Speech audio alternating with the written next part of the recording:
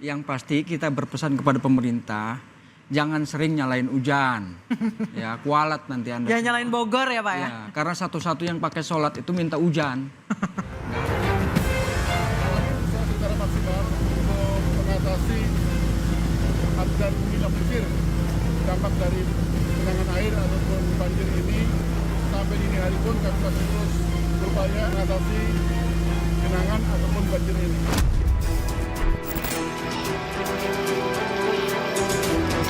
Udah 5 tahun lalu hampir begini lah kita kenal. Ini air mati apa mati ya udah segini kayak udah terbiasa gitu. Kemarin masih ketek, lagi 2 hari, sehari 2 hari tuh ketek. Sekarang udah 3 hari ya.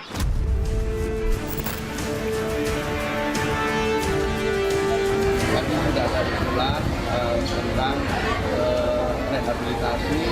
Salah satu diantaranya adalah yang menyangkut dari sumber adanya banjir tahunan ini. Nah, misalnya pembangunan waduk dan lain sebagainya. Tentu itu akan kita teruskan.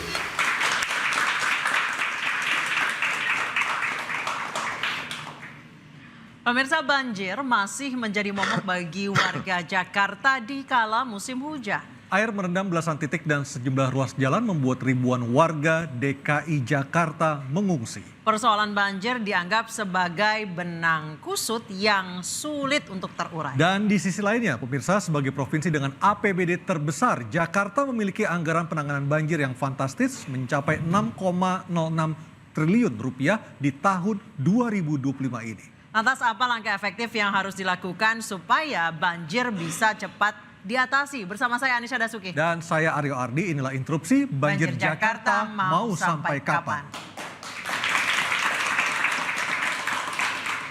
Sudah ada narasumber yang bergabung bersama kami. Saat ini masih 3, tapi nanti masih ada 2 narasumber lagi. Di sebelah kanan saya ada Ciko Hakim, Koordinator Komunikasi Tim Transisi Pramrano. Selamat malam Bang Ciko. Selamat malam Bang Ciko. Malam semua, Assalamualaikum. Dan Waalaikumsalam warahmatullahi wabarakatuh. Dan ada Pak Henry, Sekdis SDA DKI Jakarta. Selamat malam Pak Henry. Dan di sebelah kiri saya baru ada 1 tamu, nanti kita masih menunggu 2 orang tamu lagi. Ada Bang Ali Lubis, anggota DPRD Komisi D DKI Jakarta dari fraksi Gerindra. Selamat malam. Selamat malam Mas Aryo, Bang Ali. Mbak Nisa. Selamat malam. Waalaikumsalam warahmatullahi wabarakatuh. Dan di front sudah ada mahasiswa dari UPI YAI Jakarta. Selamat malam. Terima kasih sudah bergabung bersama kami. Kita ke Pak Henry. Kita sengaja mengundang Pak Henry malam hari ini untuk mengetahui secara pasti sebenarnya apa yang terjadi di Jakarta beberapa hari belakangan ini. Dan yang paling sibuk tentunya beberapa hari terakhir. Betul. Silakan Anissa. Pak Henry, kemarin dari laporan teman-teman kami di lapangan, banyak pompa yang rusak Pak.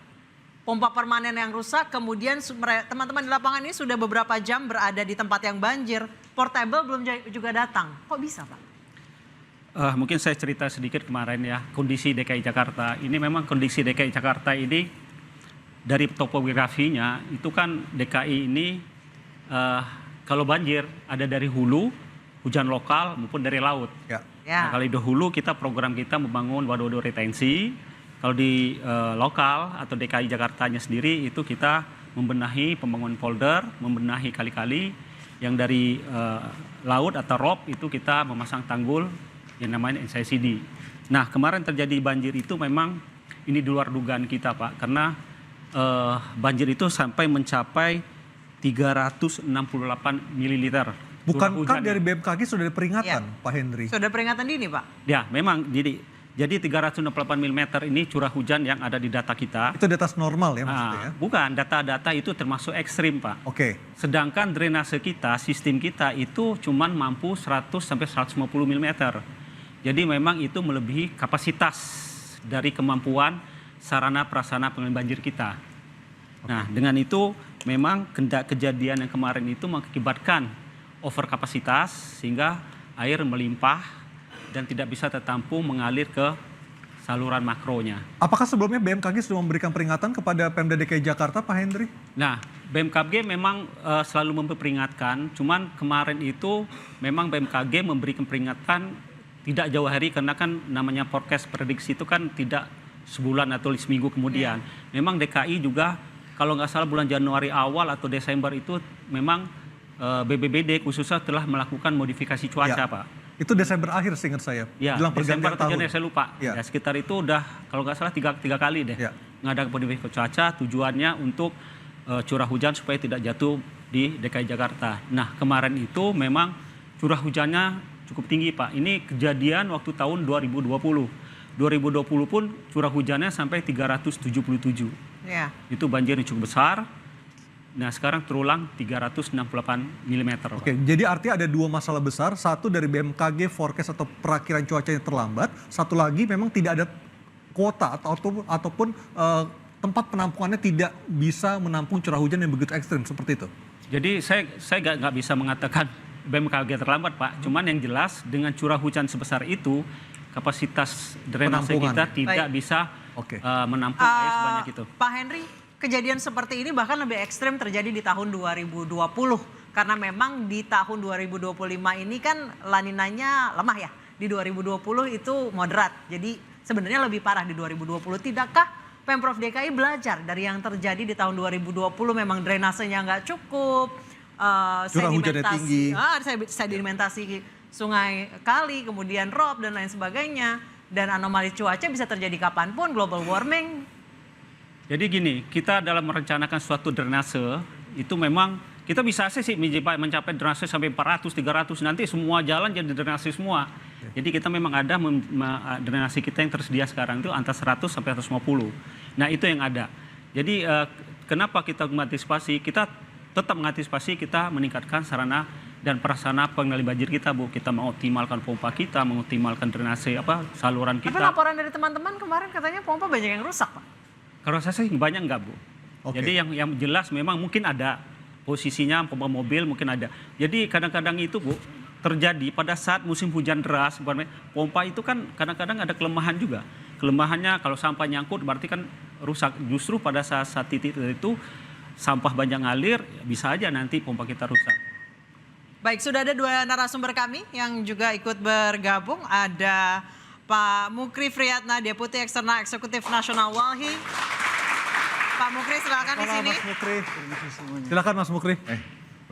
Dan satu lagi ada JJ Rizal, sejarawan, silakan.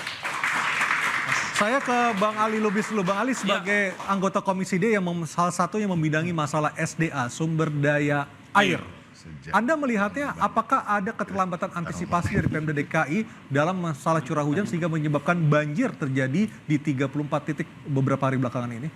Ya, saya mungkin salah satu orang yang sering ngomong di media dan sering mengingatkan juga kepada pihak SDA khususnya ketika ada warning, peringatan dari BMKG.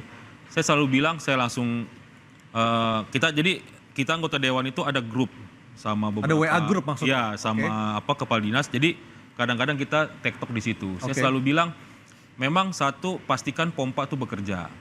Yang kedua, tadi disebutkan pompa mobile. Yang ketiga, kalau daerah banjir itu kita juga menyampaikan agar toilet portable juga disiapkan. Itu kan kalau udah jadi banjir kan pasti kan susah tuh, Pak. Yang kedua, saya selalu mengingatkan juga kesiapan-kesiapan seperti ini termasuk soal PJLP-nya. Artinya petugas di lapangannya kan harus standby juga. Nah, kita selalu menyampaikan berulang-ulang itu baik di media maupun langsung. Tapi lagi-lagi memang kalau bicara banjir Jakarta kan PR, Pak ya. Artinya dari zaman dulu siapapun gubernurnya namanya banjir sama macet itu menjadi PR besar. Nah, yang menarik adalah soal banjir ini. Pertama saya kalau soal penanganan banjir saya mengapresiasi lah. Sudah cukup maksimal artinya soal penanganan banjir. Tapi sangat saya sayangkan ketika saya melihat kok tidak ada konsepnya pencegahan. Saya melihat, mohon maaf, sumber daya air itu, saya melihatnya itu kalau ada masalah baru dikerjakan. Contoh kayak penanganan banjir.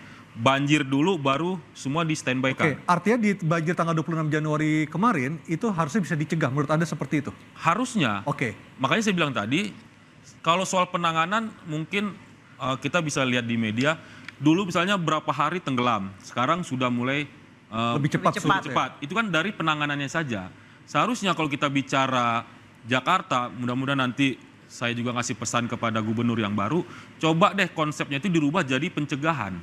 Pencegahan itu misalnya gini, sumber air di Jakarta kalau banjir itu kan ada 3. Tadi kalau di pesisir barat, berarti air rob, arti naik tinggian Air air. laut, ya. Air laut. Kalau dia dari sungai-sungai Ciliwung segala macam, berarti kan dari Katulampa Bogor, sama curah hujan.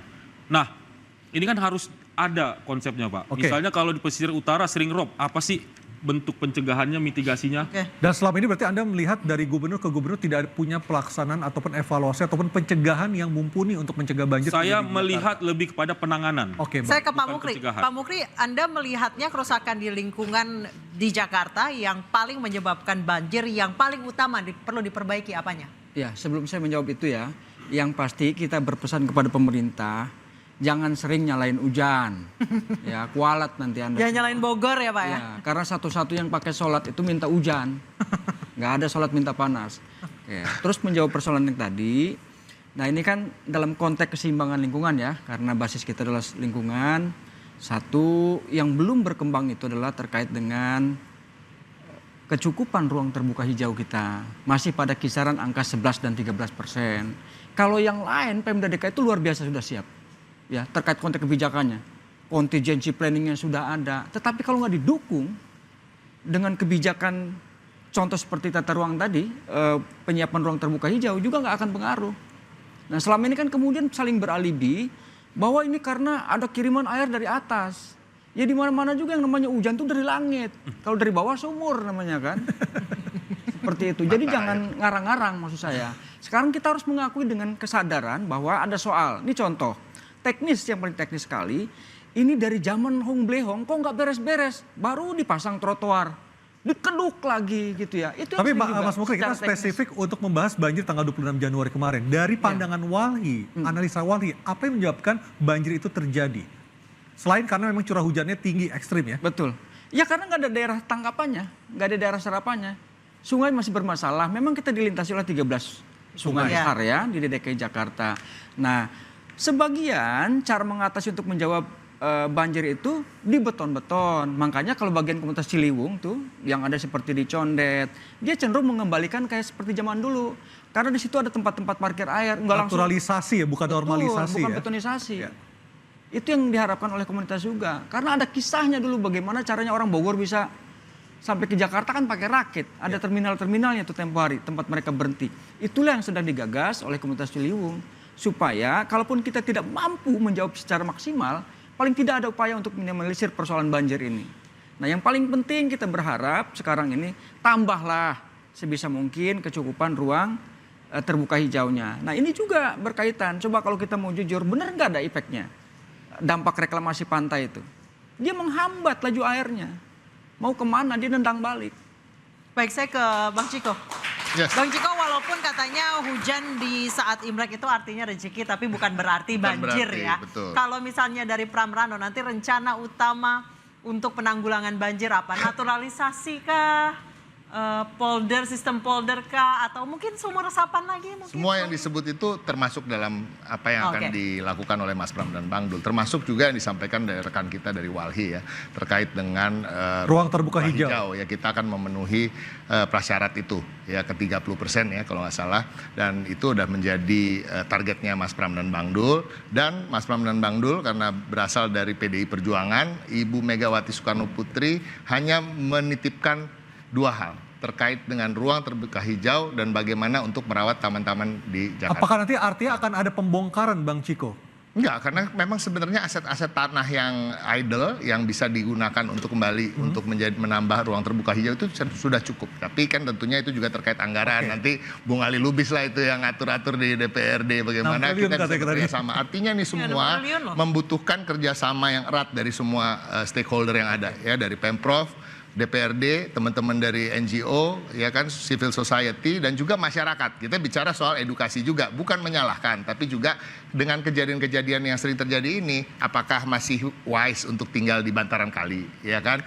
Apakah masih wise untuk tinggal di tempat-tempat yang tidak sepatutnya menjadikan tempat tinggal. Dan itu juga harus dipikirkan, apakah masih mau hidup seperti orang-orang yang kurang beradab dengan membuang sampah sembarangan tadi. Nah, terkait dengan pompa ya, saya bukan bermaksud membela gitu, tetapi yang kita ketahui memang pompa ini kan nggak bisa nyala 24 jam. Jadi kadang-kadang masyarakat juga ketika melihat pompanya mati, dia pikir rusak, padahal itu sedang istirahat karena mesinnya itu panas. Nah, tapi ada kritik juga terkait dengan kepada Dinas Sumber Daya Air dan Pemprov, sebenarnya bukan kritik lah.